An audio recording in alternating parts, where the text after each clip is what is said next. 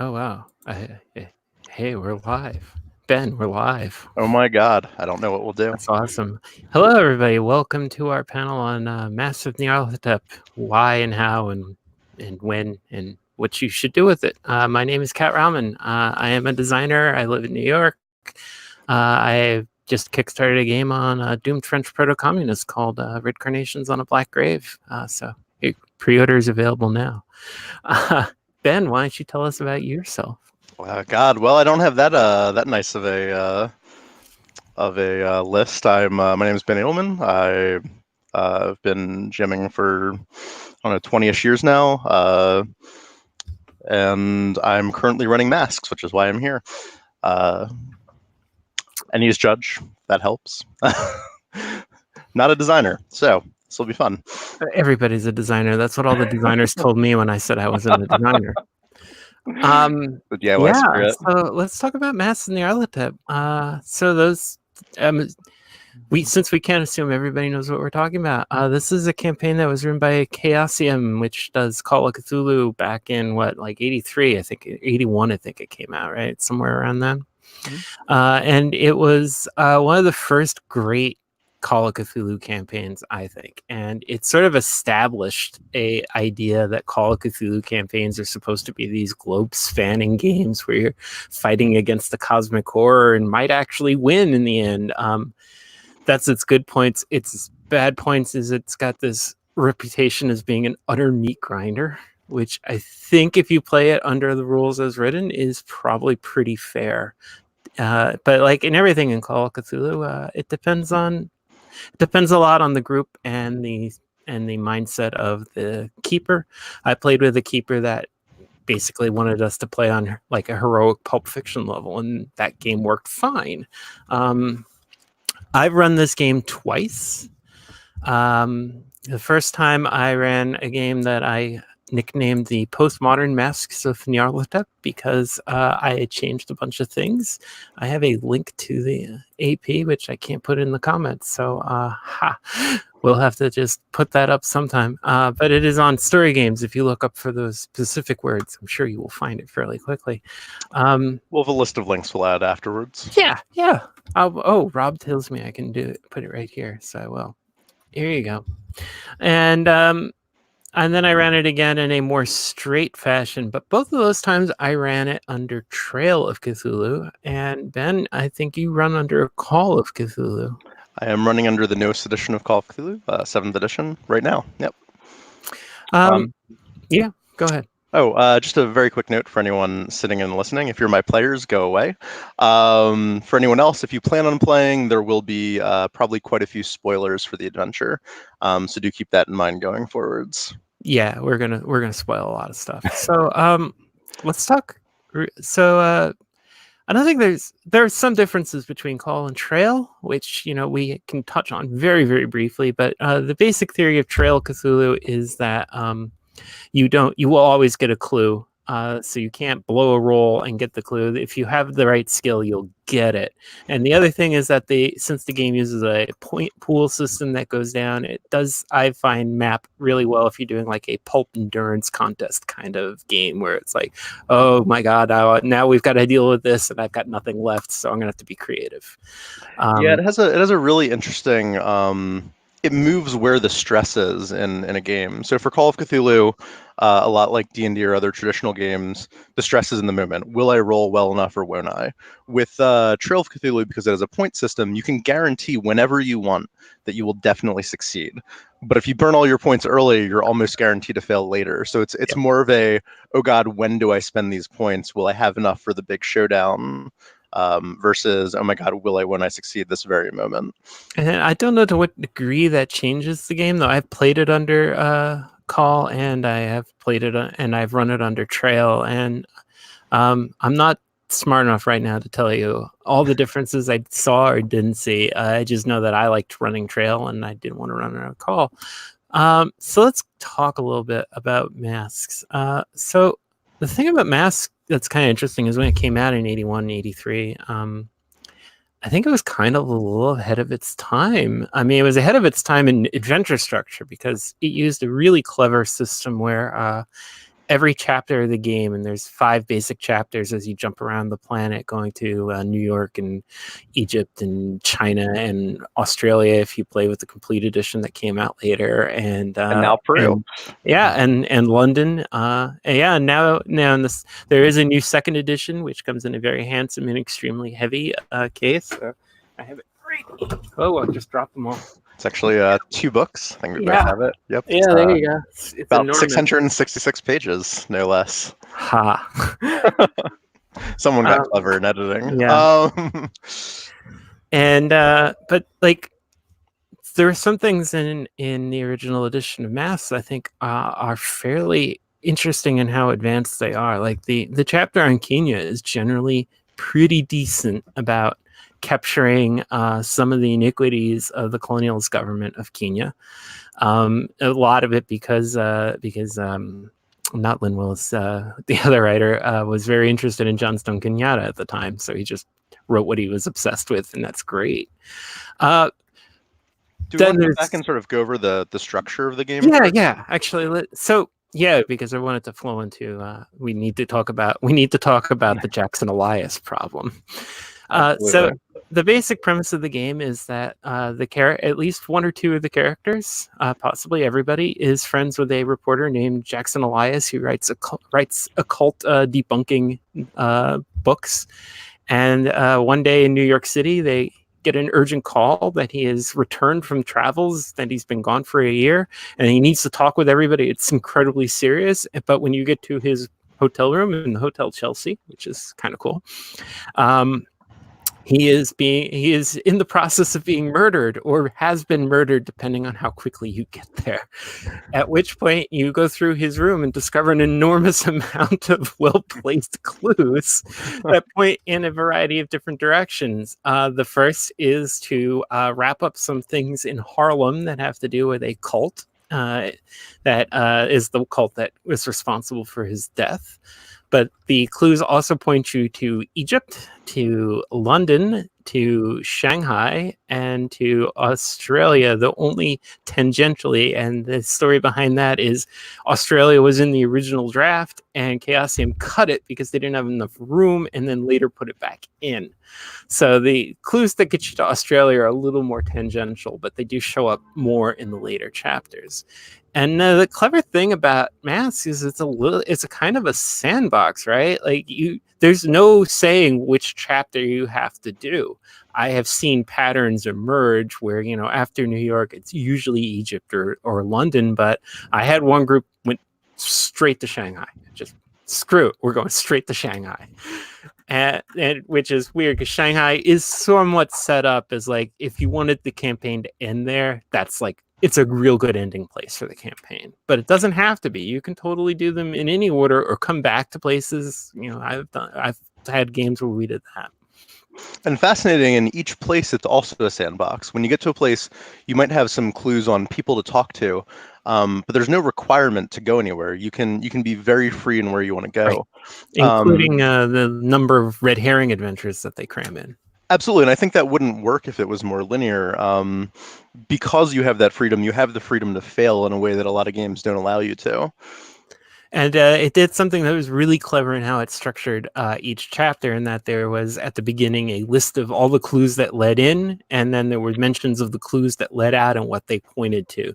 So that was like a really nice way to summarize how people could get there, like what trail they might follow to get there and what trail they could follow on the way out. So that was like made it very easy for the GM to organize, or the keeper, I should say, to organize information.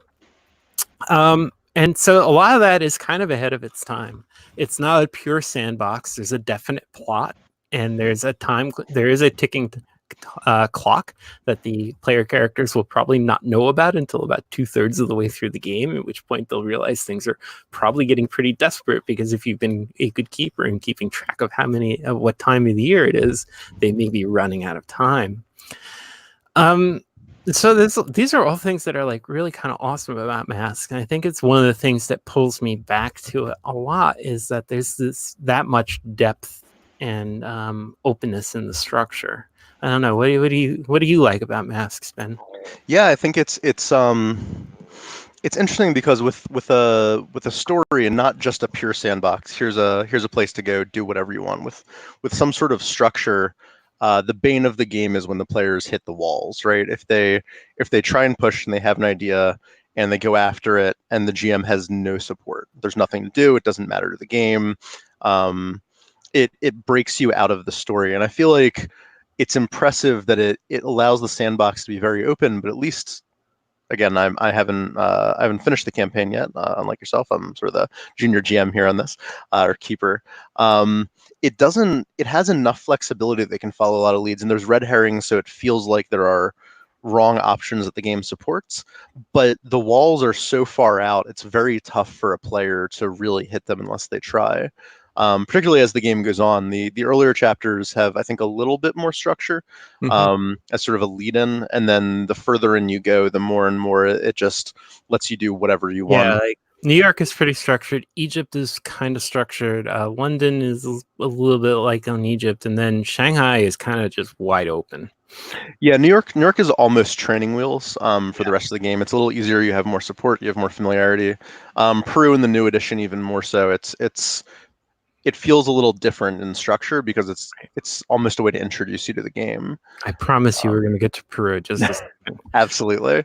I don't mean to keep throwing it in. Like, one of the things I don't like about the game actually ends up being I don't love red herring adventures. So whenever I run it, I either cut them for time or I try and integrate them somewhat to the main plot. And like when I ran Masks the first time in the postmodern Masks game, I had some of the red herring things. Like there's a whole werewolf story, though. Since I was moving things around and like London became Paris, I had this whole subplot where they went to Ireland, and that's where the werewolf story happened. But by the time they got to Shanghai, I was kind of like, we need to wind this thing up soon. So I just cut every single red herring because they weren't that good, in my opinion. And that leads me into some of the problems that Mass. Now, Mass was kind of ahead of its time in terms of, like I said, it talks about colonialism in the Kenya chapter. It's reasonably aware that Egypt had some issues and was, another colonialist nightmare. And then we get to the Shanghai chapter, and there's some real problems with some of the red herring adventures in Shanghai because they just really partake of some tropes that I don't think are so up to date. Let's just leave it at that. And I would like to note here, while it's still not perfect, and I think we should get into it as well, the new edition does take a lot of effort to fix some of the problems with those issues. Yeah, 100%. So when we're talking about this, I do want to differentiate between where it started and what it did versus some of the changes, which some of the problems are so fundamental, it's tough to remove them, but I do think they've done a lot of work to address some of these concerns. Yeah, I 100% agree. So like some of the issues are like the gender balance of the non-player characters in Masks was it was basically terrible. Atrocious. They were all men. A lot of them were white dudes. And there were a few characters of color, and they were almost all of them were villains, with the exception of the Kenya chapter, which was actually pretty good on that. So there's a new edition that came out a few years ago, as we said, and that fixed a bunch of things. It changed a lot. It did change some of the gender of some of the characters. It fixed some of the outrageously, horribly wrong names that were in the original edition. Some of them were Tender Singh. It's just, no, that's really wrong. I don't mean to rag on these guys because they did a good job, but that's a oof. Times and standards have changed quite a bit. Yeah, and they changed the nature of the character around a lot too, turning him from like a dime store kind of a bumbling magician guy into someone that's a lot more interesting.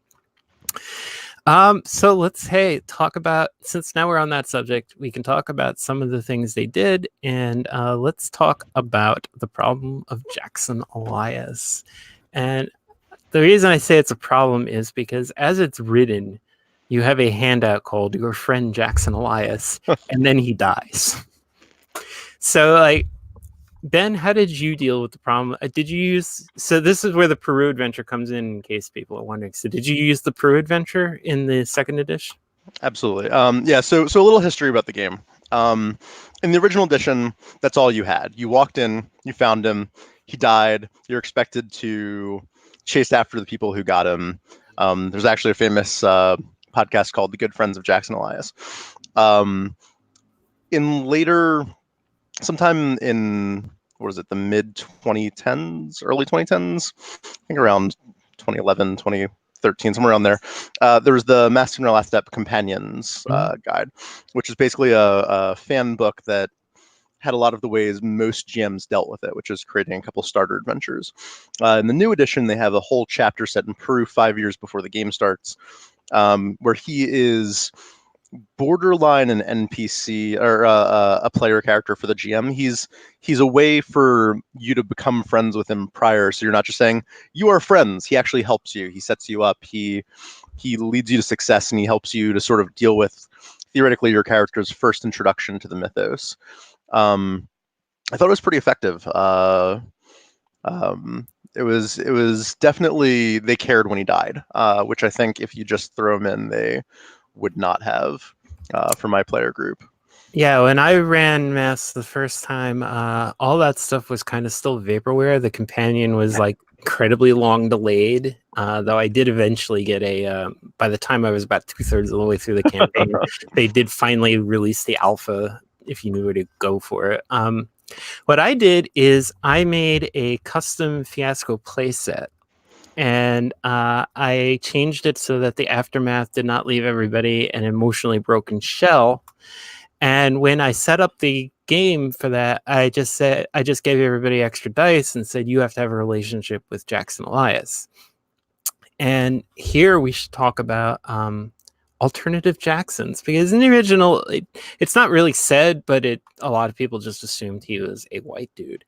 The new edition has Jackson Elias as an explicitly African American character, which I think is kind of an awesome way to go. I believe Chris Spivey was responsible for doing the writing for that.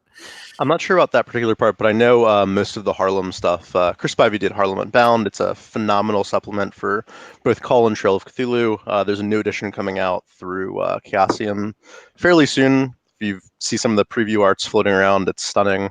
But he came on and he rewrote, from my understanding, I don't know if he was the sole writer on Harlem or if he did rewrites for most of it or editing. I'm not sure the exact role that he had on there. But you can clearly tell if you've read Harlem Unbound that he has a pretty big effect on changing the Yeah, way the game's set up. there's a nice little subplot of this group of African American Harlem-based investigators, which is kind of really neat. Um, so in my game, though, because as it just turned out, since I was starting to change things, I ended up making Jackson Elias a woman. And I did a couple of things where that was like a big reveal where, I did a couple of short adventures where that happened. And, but the Fiasco playset, because there was a randomization of everybody's relationships, like how did everybody know, ended up producing a lot of really interesting story. Like one of my player characters' relationship with Jax was he was her former fiance. And I didn't kill Jackson until about 2/3 of the way for the first session. And as a matter of fact, I ultimately chickened out and brought her back in later on in the game.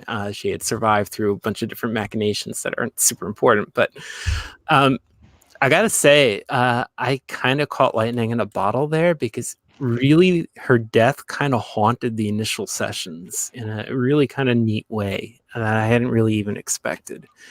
So those are two strategies people use for Jackson. I haven't run Peru, but it sounds like you had a lot of success running it that way. It's an interesting chapter. Again, massive spoilers. The basic premise of Peru is that there are literally these white vampires. They're cursed conquistadors who quite literally suck the fat out of the natives. Um, it's an interesting take on vampires, and It's the real it, deal. I did research on South American monsters for one thing I was doing. So yeah, it's yeah, the the real deal. criteria they're pretty fascinating. Yeah, it's a really really interesting take. Because it's a nice variant on something that they've maybe seen before. They, at least my players, because they're very familiar with mythos ideas and horror tropes, they made some very wrong assumptions, which led them into some trouble, which was nice because there were no false clues. It just your players' assumptions working against them, which I always like. Yeah, that's definitely a neat thing to get into a Call of Cthulhu game because everybody knows it's like, it's just waiting around like, oh, it's the Migo. It's like, okay. I like I haven't played with African American jacks, and I've used Lady Jacks twice now. And for me personally as the GM, making Jackson Elias female was a huge breakthrough in how I ended up approaching the game because I don't think I understood the character until I wrote her as a woman. So I will continue to preach the evangel of Lady Jackson without diminishing in any way very awesome African American Jackson, to the point where I have thought about if I ever run this again, I would probably try and have both of them and maybe like together they write as Jackson Elias. We'll just see how that goes. And the interesting thing with the game is, particularly the opening sections, you can mess with to match your interests. Because it's the important part is that your players get invested in following through, because it is a very dangerous game, as we're going to get to. Yeah. Once the game goes on, there's a little bit more you have to figure out, because a lot of things lead to a lot of other things. So understanding that path is actually, we should talk about that. It's a big game. One of the interesting parts is with the new game, the GM screen they provide is just NPCs. There are something like, I don't know, 100 more named NPCs in this game, significantly more, of which a fairly solid number you actually have to remember. They will get referenced again. They get hinted at. You want to give your players reference sheets or make sure they write them down, because if you're like, and this big reveal is this character, and they're like, who was that? I dealt with them like 5 months ago and I don't remember it all. It's a lot. It's a very, very big game, which has its advantages and disadvantages. I didn't do it for Mask, but when I ran Eternal Lies, what I ended up doing was making I would print out cards with NPCs, and I would find an appropriate actor to cast them. And then I would just give them to the players, and they had a big folder, and like that way I was like, it's in the folder. Go look this dude up. Yeah. So yeah, like when I ran Masks, I moved London wholesale to Paris because I happen to know Paris pretty well, and I hadn't even been to London at that point. I did eventually go to London after I finished running the game. And nothing bad happened. It was fairly easy to just change things and just gave people different names, and it was fine. Though it ended up being kind of fun because one of the main London characters is named Edward Gavigan, which almost sounds French enough. So that was easy. And then I made him Irish anyway. And it was like, there's this whole backstory of him being an Irish bomber. And it was kind of cool, especially when he blew up a bunch of people right about it. They do give, I find, a lot more support in the new one for local countries. They have a lot of details. And one of the ones I find interesting, we haven't gotten to Australia yet, but Terra Australis came out at about the same time as the new edition last year, and it's excellent. So they're clearly putting a lot of support into building out extra features and options should you want to take your game in weird places. New Chaosium is doing some fascinating things. I did notice they cut one of the weirder encounters of Australia out. The oh god, what are they called? The there's some Aboriginal nightmare monster that's like 10 feet tall and has long claws, and like if you stay and if you get to their cave and eat their food, then you turn into one of them. It's like this real body horror thing. When I was looking, I'm like, I don't know about this stuff, man. So that ended up getting cut, which is fine because there's more than enough material, and they added material to the game too. And they even did a thing where they sort of kind of mentioned that Egypt was a very interesting place in the year 1925, which I got more by reading the old Chaosium Guide to Cairo a bunch of years ago. But like 1925 is a super interesting year in Egypt because they had this huge parliamentary election, and the king basically refused to seat the prime minister, and it was this big deal. And I put that in my game because they happened to be in Cairo right at that time, which was kind of cool. And they met Zadgahul and Zago, and there was a lot of cool stuff. But so yeah, we mentioned that there aren't a lot of women in the original edition, and that is fixed to a large degree in the new edition in some very cool ways, like turning the character who was called Tufik Al-Shahid, right, in the original edition is now a female character, and she's actually kind of super awesome. So I was very happy to see that change. Ben, we have to talk about Hypatia Masters. What do we? Yes, we do. Yeah, we really need to talk about Hypatia Masters. Why don't you? No. Why don't you tell the folks about Hypatia Masters? And should I? I don't know. I think this is your you. So one of the central conceits of Masks of Nyarlathotep is that that Jackson got involved in investigating the Carlisle expedition, which was this kind of screwball thing thrown together by this New York City playboy who just got it in his head to go to Egypt to be an archaeologist. And he had a family friend who was a British viscount who was, or actually is a baronet. He's clearly a baronet. Who was also an amateur Egyptologist, and this African woman who was a poet that he was supposed to be hooked up with, and his friend Hypatia Masters, who was a photographer, and his shrink, and his bodyguard. And we're going to get into Jack Brady in just a second. So all these people go out, and they're supposed to have been massacred in Kenya after doing some things in Egypt.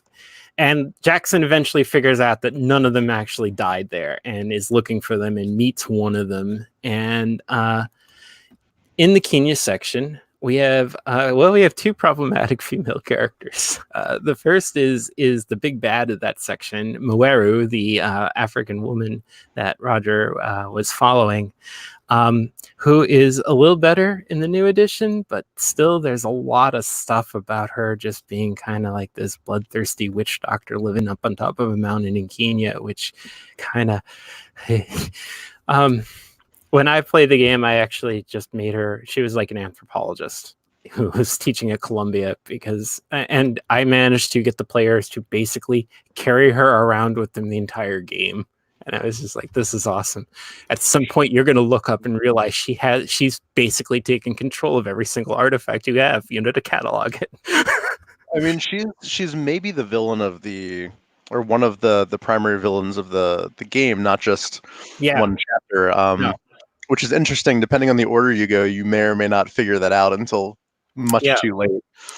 But then we have Hypatia Masters. And what we discover the fate of Hypatia Masters is that she has been effectively impregnated by Nyarlathotep and has been pregnant for about a decade or 6 years or however long, because there's some time travel involved where they go back to ancient Egypt. And when you finally find her, she is this bloated monstrosity, babbling, her mind completely shattered back to childhood with a monster in her tummy. And important to note, each of the sort of one of the interesting things, going back to maybe one of the positives at the center, is everyone who went on the Carlisle expedition is in this because of something bad that happened to them that they have shame or regret, with the exception of Gavigan, maybe, who just like desperately wants to be a pharaoh for some reason. And so it's of note that wherever they go, they're taking advantage of colonialism to basically capitalize on the suffering of the locals. It is in a big picture in some ways a attack on colonialism. Now Hypatia, her bad thing was she was forced to have an abortion she didn't want,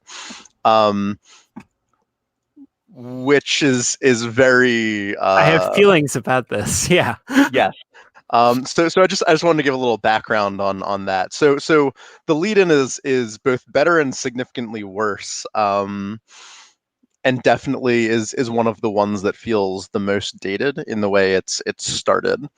Yeah, and I was kind of really surprised that not a lot was done to change that in the new edition. Um, yeah, I have a lot of feelings about this. I have a lot of feelings about this as, pregnancy as body horror, which can be done and can be done cleverly. This is not one of those cases. And also the monstrosity of being female, which I have real emotions about. So I have some issues with Hypatia. Ben, have you dealt with Hypatia in your game yet, or? She hasn't come up yet. I've been really thinking about how I want to deal with it. Given some of the things we discussed for our lines and veils, I imagine for the Gauntlet community, that's fairly familiar. But for those who are new or newer to safety tools, lines and veils are basically at the opening of a game, one way to lessen or avoid the need to break up something in the middle of a tense moment for somebody who has trouble handling it. It's a way to set up things that you don't want in your games, period, lines. And veils are things that you are okay with being in your game, but fade to black, basically. We don't need to talk about common ones being things like sexual assault or torture, are the most common ones I see in my games. And so this is a big problem for this part because it's unavoidable. This is a fairly major point in the game. You can't get around it in Kenya. You can replace it completely, Which is which I think is where we're going with this. Yeah. But if you want to change focus like you can in a lot of other areas, this is not something you can walk around while still staying within what the game presents. This is something you actually have to fundamentally deal with and change. Which I think is where you were. Yeah, I took either the cowards or the heroes way out, depending on how you want to do it, and I just took that whole subplot out. And Hypatia's story in the Postmodern Masks was that she had come to some sort of accommodation with the Dark Lord, and was basically a kind of sleeping demigod with a major rivalry with Omar Shakti, who's one of the other major NPCs. And when she was brought back into the game, ended up becoming this profoundly ambiguous figure who was neither on the player's side, but not quite against the players either, and was definitely working her own game. And I don't know, I had fun with it, but to what degree everybody else did, you'd have to go find my players. But it was a take. I think the second time I ran it, I don't remember what I did with Hypatia. I don't know if we got to Kenya, if we did Kenya in any way that was similar. I might have just cut her again because I really don't like this. And there are other ways you could go with this, right? Like she could be, the mother of a god, and instead of being horrible, that could be a completely different thing, where she could be worshipped for being the mother of a god. And maybe it'll still be horrible. Maybe instead of this golden child coming out, it's like some horrible monster that kills everybody. That's fine. I'm okay with that. But and that's a lot of Moeru's, right? It's the I know the world's gonna go boom if this succeeds, but I'm gonna rule while it lasts. Right. And so there are characters who deal with that. There are actually some other villains in the game who are villains but have separate goals and may be willing to help you. Actually, going back to some of those red herrings, one of the ones in London, it's very possible if you don't. If you aren't pure heroes at heart, you can make a deal with a fairly nasty piece of work who can help you against the main mythos. But you're making some pretty bad deals with the devil at that point. And I think adding some of that nuance gives the players a lot more options than just these are clearly bad guys. Yeah, like one of the things I did when I set out to run this thing was I actually drew a little chart with all the major villainous NPCs, and I sketched out relationships between them and made sure that they were just full of rivalries. They all had a different thing they were looking to do, and they were all using each other in different ways. And I like to do that now a lot of times if I have conspiracy games, because I think it brings a little extra to it that like the villains don't all have like this monolithic plan. Like, and when I ran Postmodern, Houston, the psychologist, kind of had this whole god trip going where he's going to reprogram the human race, and Shakti was just kind of like, okay, we're going to do the Dark Lord's bidding, but he was pissed at Hypatia because Hypatia was almost as powerful as him and hadn't done the work, and hated Moeru because the Dark Lord was her favorite. She was the favorite of the Dark Lord. But Moeru hated Shakti because the only way she could pull rank on him was to say, I am the favorite of the Dark Lord. And that annoyed her no end. And so I had all these little things going on, which I think brought something to the game. So let's talk about another thing that the game is kind of not so strong on. We talked about women. So the game's not really written as queer. I think the new edition has a couple of the sample PCs are explicitly queer, but I think the NPCs are almost entirely lacking. I'm trying to think. In excuse me, in New York, I don't believe there's any explicitly written queer NPCs. I don't believe in London. there's some weird queer coding going on with the new Bradley Gray. Yeah, The way he there's got some. written. Yeah. But I don't think there's any explicitly queer primary characters. Given a lot of the other things they clearly focused on, took the time. I'd love to know why. I'm not sure. So But let's talk about Roger Carlyle and Jack Brady. So who's Jack Brady? Yeah, so the backstory, we talked about Roger Carlyle, who's kind of this drunken playboy who has visions from Nyarlathotep to go do these horrible things, most of which involve this plot to unlock the ward that protects Nyarlathotep's throne room in Egypt, and then so that way he can like open a gate and release horrible nightmare monsters into the planet. So the backstory of Jack Brady is that he's an ex-Marine, and he is Roger's bodyguard because he got into a bar fight in the oil fields in California in Bakersfield and killed a dude. And Roger happened to be there on one of his many, I'm washing out of this college. I guess he was washing out of Stanford or something. And just for some reason that's not explained in the text, takes a liking to Jack Brady, hires him a good attorney, and gets him off. Bump. And Jack becomes his loyal friend and bodyguard. Now, maybe it was because the first time I had this game run, I had a queer keeper, and I am who I am, and we had other stuff going on in that game. But the minute this thing hit the ground, I'm like, so like they're lovers, right? I mean, they're lovers, right? That's how this works, right? Because that makes sense. But thoughts? So Jack goes out of his way for Roger. I know we said spoilers, but this is kind of maybe the primary spoiler of the game. So Roger basically falls in love with Moeru.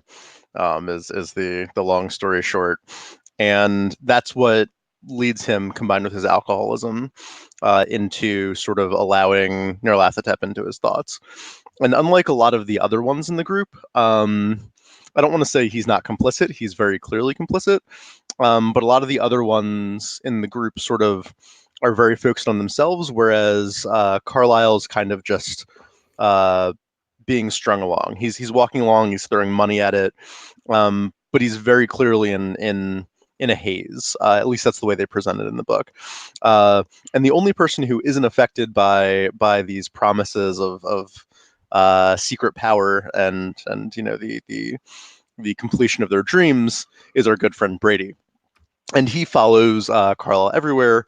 And when things go really badly, he basically blows up the group and I don't know if it's kidnaps or saves, depending on how you want to look at Carlisle. We can just say abducts, and then he abducts Roger and flees with him, basically, and puts him in a asylum to hopefully get better. Although that's not going to happen as long as the conspiracy continues, and possibly never. The book sort of gives you a lot of leeway in how you want to deal with that long term. So either they're the best friends that have ever been, or they're lovers, or it's unrequited love. There's all sorts of Sure. questions there. but it does leave open the question. And I think to your point, given that there's no one who's directly set up as a queer character, it's certainly one way to make your game more diverse. Another way, of course, is you have a lot of leeway on how you want Jackson to be beloved and missed by your party. Having them be a lover of one of your characters is one way to go. That happened in our game. But yeah, it is noticeable given the other improvements in the game that there are basically no queer NPCs in the game that I can think of off the top of my head, or very few. So the solution I hit on for postmodern was yes, they were lovers, but the temptation that Nyarlathotep found for Roger was trans, and the Dark Lord's offer to Roger was to become female. And so I switched up everything, and Roger was the one who had the child of the Dark Lord, who was just this adorable little girl and named Mirabelle, who was completely normal, except she could do things like walk through walls and come out several hundred miles to in a different location and see the future and all kinds of fun stuff. And ended up becoming she ended up becoming a player character later on for various shenanigans that involved wiping most of her memory for reasons, but that was a little fraught for me. It was like an important thing. It was like one of the first explicitly trans characters I've ever written into any game I've done. But I think in the end it was kind of neat, and it made Jack even more kind of tragic because like after Roger became Vanessa, he found it harder to love her the same way, but he still loved her to the point where like the letter that I had him write for his daughter in Eternal Lies was like, please tell your mother she's the only woman I've ever loved, which accurate. Small note: Eternal Lies, for those who aren't familiar with it, is Pelgrin's response to Masks. Masks has had a massive impact on what people expect or assume about Call of Cthulhu style games. And so that was kind of their magnum opus fairly early in Trail of Cthulhu of a world-spanning campaign. It's excellent. I recommend you check it out. Go to the Alexandrian website if you want a really good way to hack that game. From my understanding at this point, the remix is almost as popular as the core game among people who follow these things.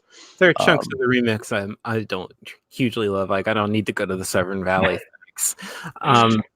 But he's got his own taste, but it is worth checking out. You have to do your own thing. Like I remixed a lot of things and I changed some of the characters, so I will not spoil Eternal Lies.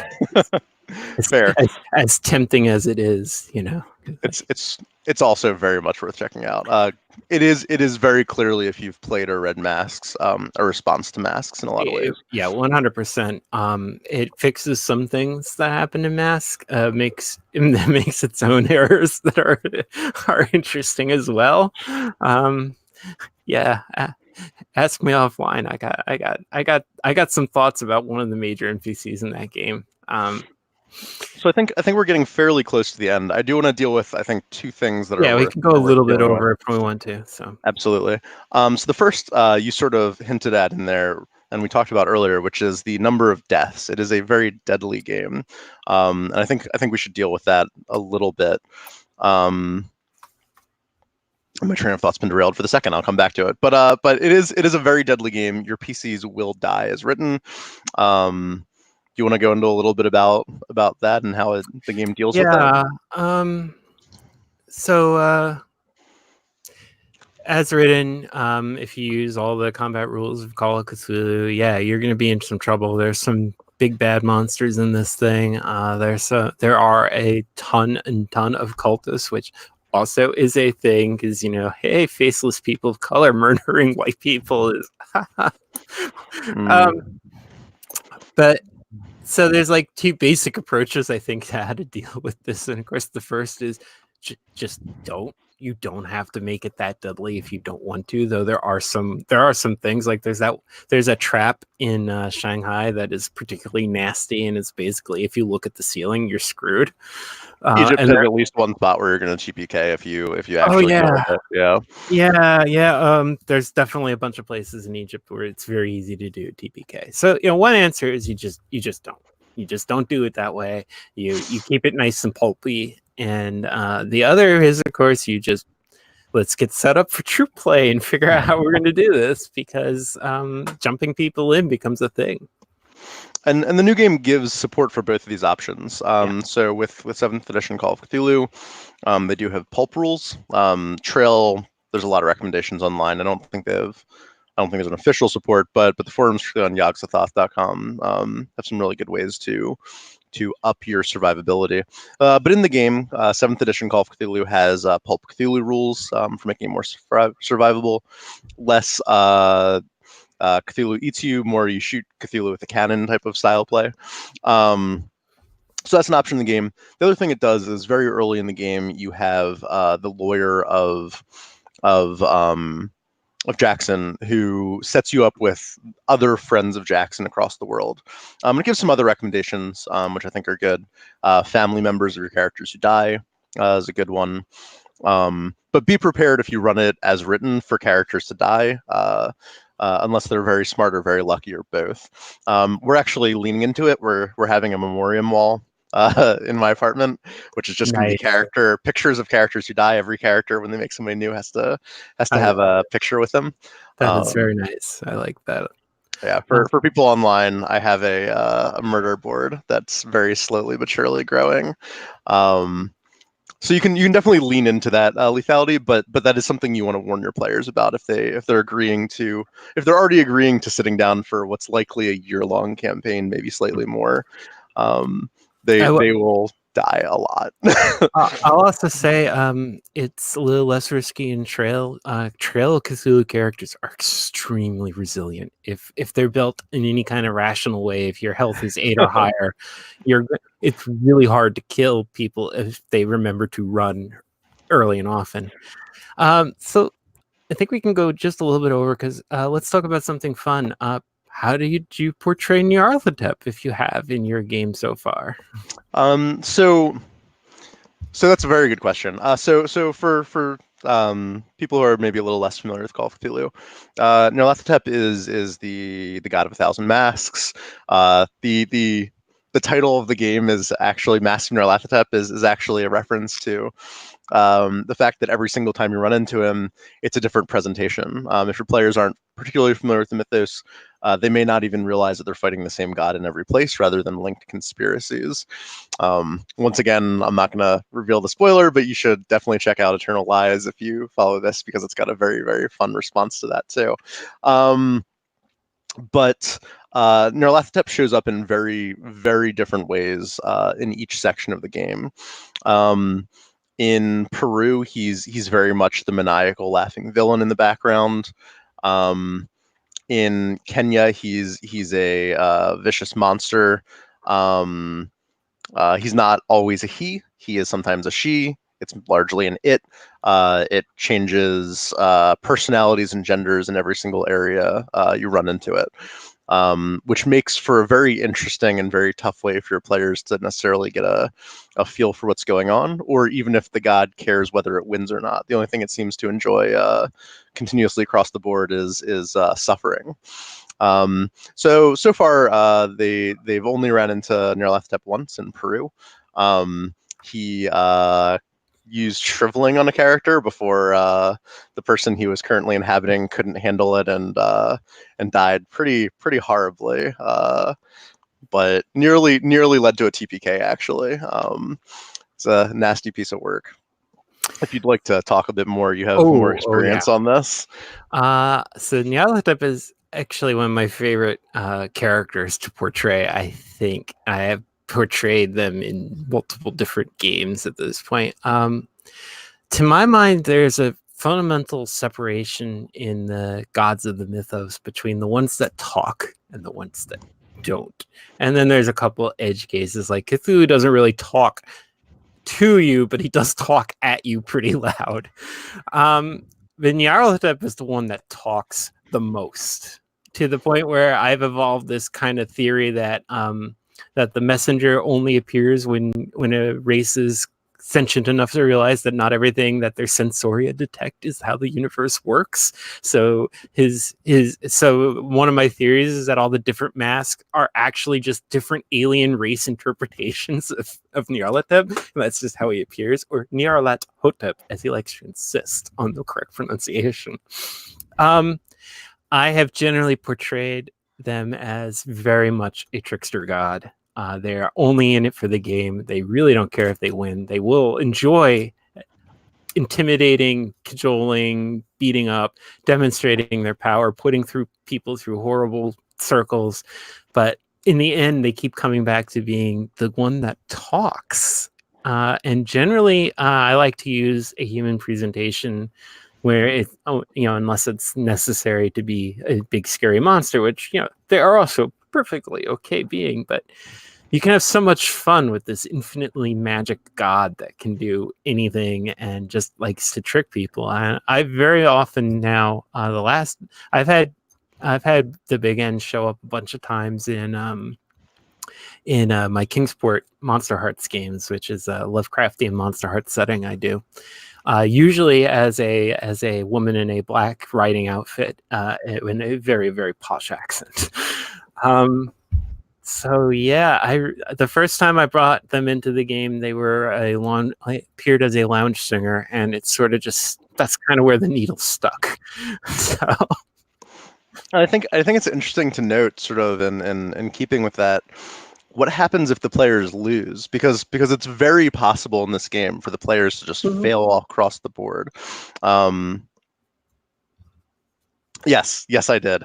From the comments, I didn't remember a second point. This is actually where I was going with this.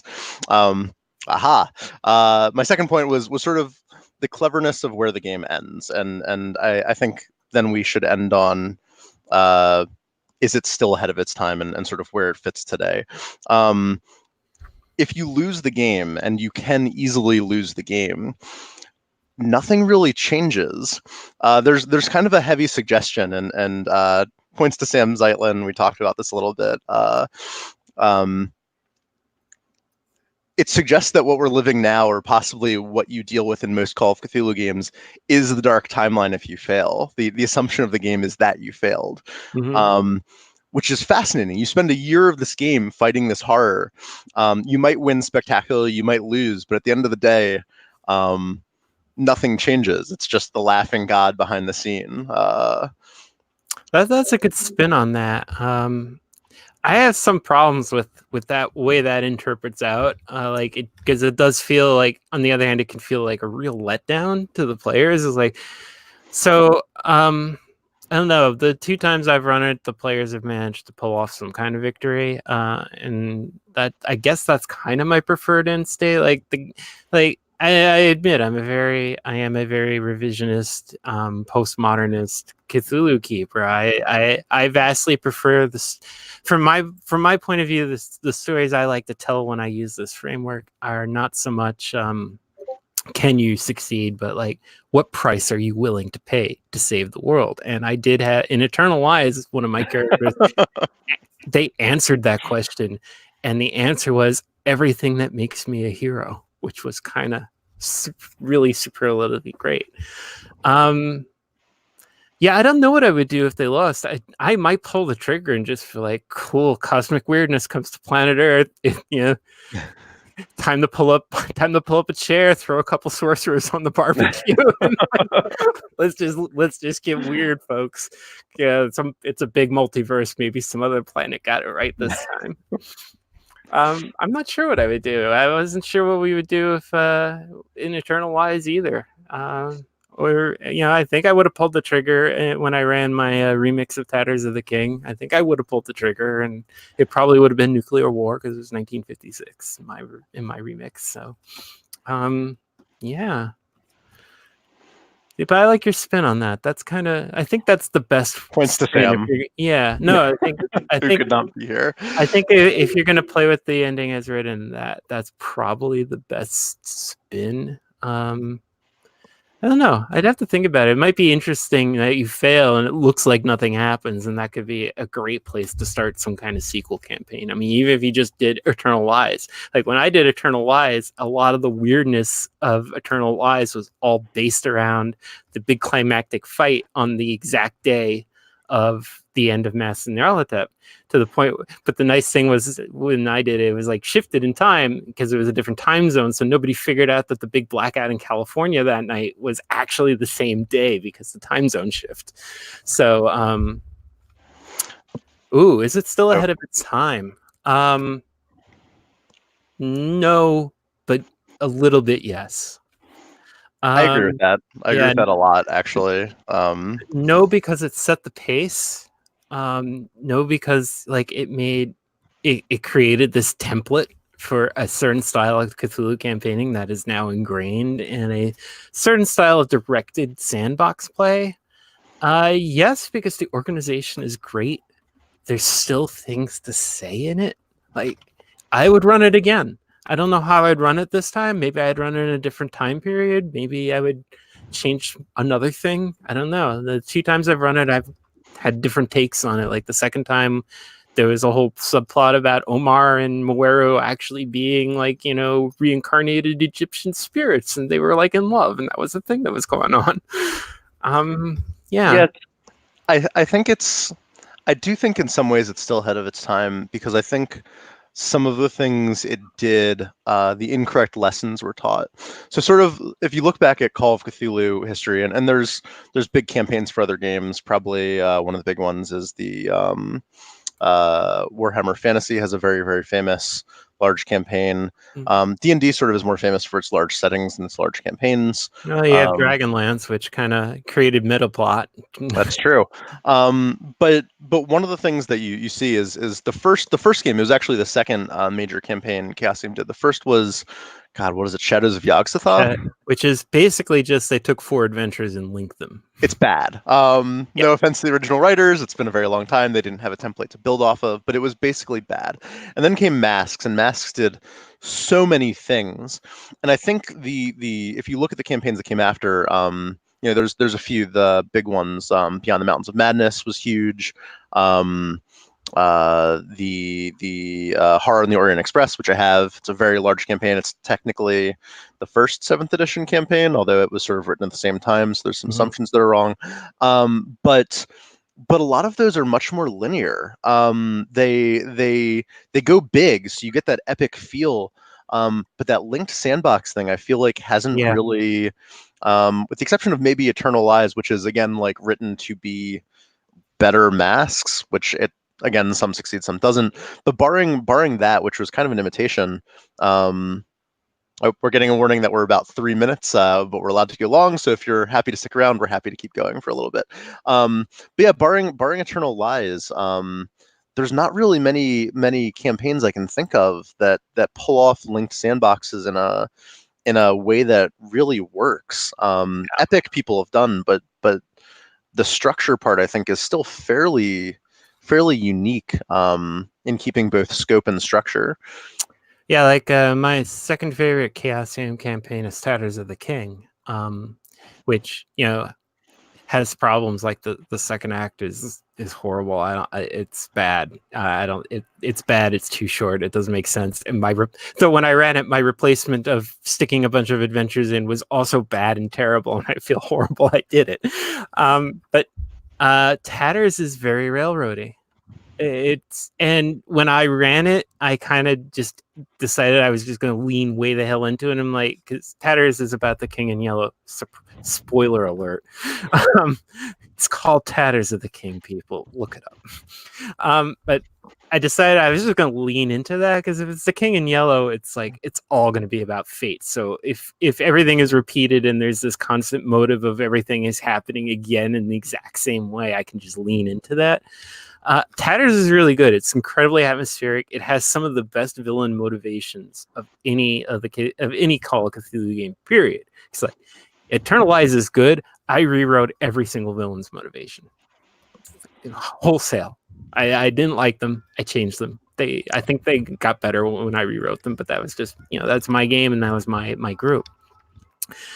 But yeah, none of them do what Mass does. And it's been a long time, and there's really not that many campaigns that have managed to pull off this whole epic thing that has a lot of freedom and can be assembled in a bunch of different ways. And like I said, I feel like there's still things to say, and the material is so rich that you can remix it a lot, and it doesn't break. I mean, trust me, what I did to it didn't break it. You can do almost anything to it. Just don't make it more racist or anything like that. Don't be a jerk. But like other things are fine.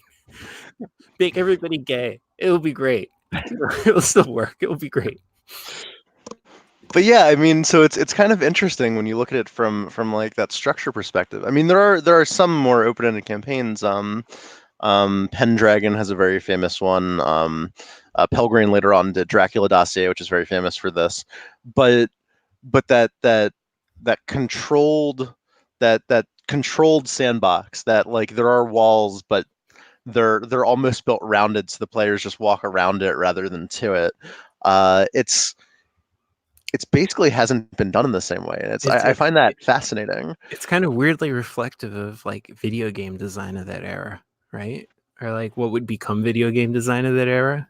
It's like you can go to different locations and you do your thing at each one, and then you come back and there's some kind of meta plot tying everything together. Yeah, and I think Castlevania is probably, or Metroid are probably the most famous of these.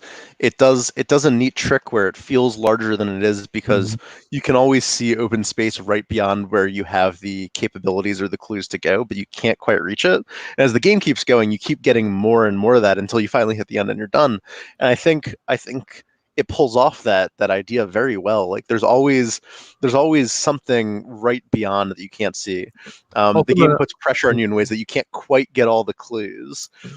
Ultima 4 actually had a very similar kind of structure. You could go to all these different towns and do all these different things, and you had a thing you had to do. You had to become the avatar, but how you did that and what order you were going to do it in was really open to you, and it worked no matter how you played it. So interesting. I never thought about that till tonight, but yeah, there's this like weird video game design aspect of it. That's kind of, I don't think that's intentional. I think it's just sort of how people were designing open media adventuring ideas around this period of time. Yeah, I mean, so I don't think it's a perfect game, but I think it still stands out. I think it absolutely deserves its. A lot of people have called it the best campaign of all time. I think that that's certainly, if it's not the best, it's certainly in the same ring as them. Yeah, I mean, certainly from the first 30 years of gaming, I think there's nothing that comes close. Dragonlance has problems. We all know about that. Maybe Pendragon campaign. I can't speak that much about it. I never played it, and I don't think I've even read it. It's interesting, but I will say my heart's not in chivalrous gaming.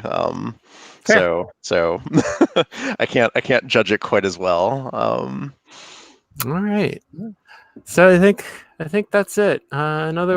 Basically play masks, but make it your own, change it up, put more queer people in. That's going to be my recommendation. And they solved the woman thing, so just have some of them kiss. It'd be great. Absolutely. And I think one big thing, if you want to run this game, this is where I'll leave it for me. It is excellent. It is, for me, it's been a lot of fun to GM so far. Clearly, you've ran it a couple times.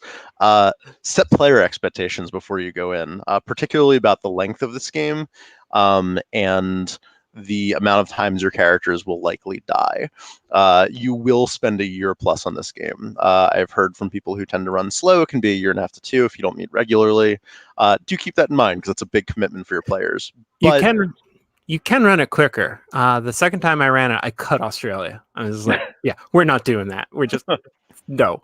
And I cut every red herring thing, and I pushed them because I was doing it at my meetup, and we were doing 2-hour sessions once a week, and it was like, yeah, we're gonna just step through this real fast. We do weekly 4-hour. But yeah, if you, I will say, if you set expectations so your players know what they're getting into across the board, it is an incredibly rewarding experience that, for me at least, has been unlike anything else I've run. So highly recommended. Yeah, me still. too. Okay. So I think that's going to be it.